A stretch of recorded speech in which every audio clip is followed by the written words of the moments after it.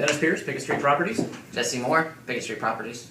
And Jesse, we're going to talk today a little bit about liens and lien holders and kind of that what the deck looks like when we stack it up when we go into one of these short sale negotiations. Yeah, I think if you're considering a short sale, one of the main elements that's going to determine whether or not it's going to be an easy process or a more challenging process is how many liens you have on the property.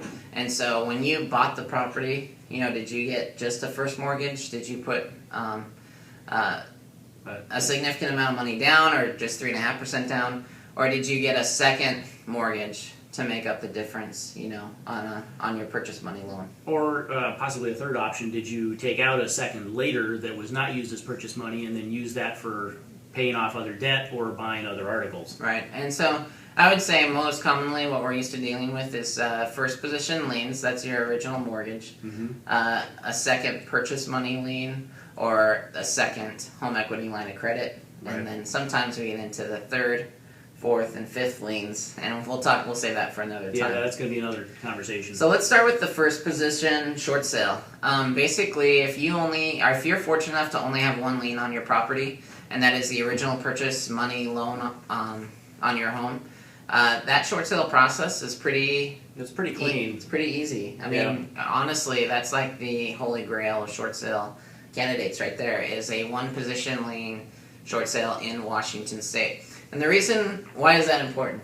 Well, Washington State, being kind of, I guess I wouldn't say unique, but being of the legal bent that we are, we've got a scenario that makes it a lot easier to negotiate because we can apply pressure to the lien holder if you're only a one lien holder mortgage. Yeah, so basically Washington State there's several terms for this. One is non-recourse or non-deficiency state. And what that means is that on an original purchase money loan and on an owner-occupied property, if the bank forecloses on you, they cannot pursue you for the deficiency of the balance of that loan.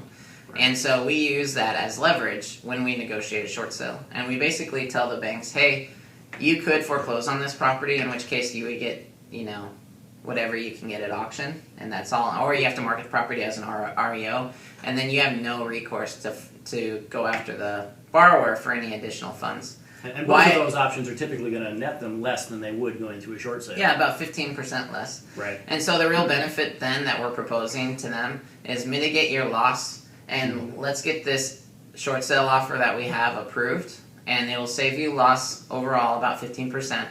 And then in addition to that, you can't pursue this borrower anyway, and so we need you to waive the deficiency. And it's a very compelling a good argument for getting the deficiency waived on a short sale. And so that's the important thing to realize. First position lien short sales in Washington State are pretty easy in the grand scheme of things. And so relative. Yep. There are certainly caveats to that, and you may have a unique situation, which that's why we require a consultation irregardless. Right. But just know that if you are thinking about a short sale, or you find yourself underwater and you only have one lien on your home, you're in a very good situation, and we can help you with that. So, one position liens, Washington State, non-recourse, non-deficiency, get her done. Let's get her done. All right, see you guys. Thanks.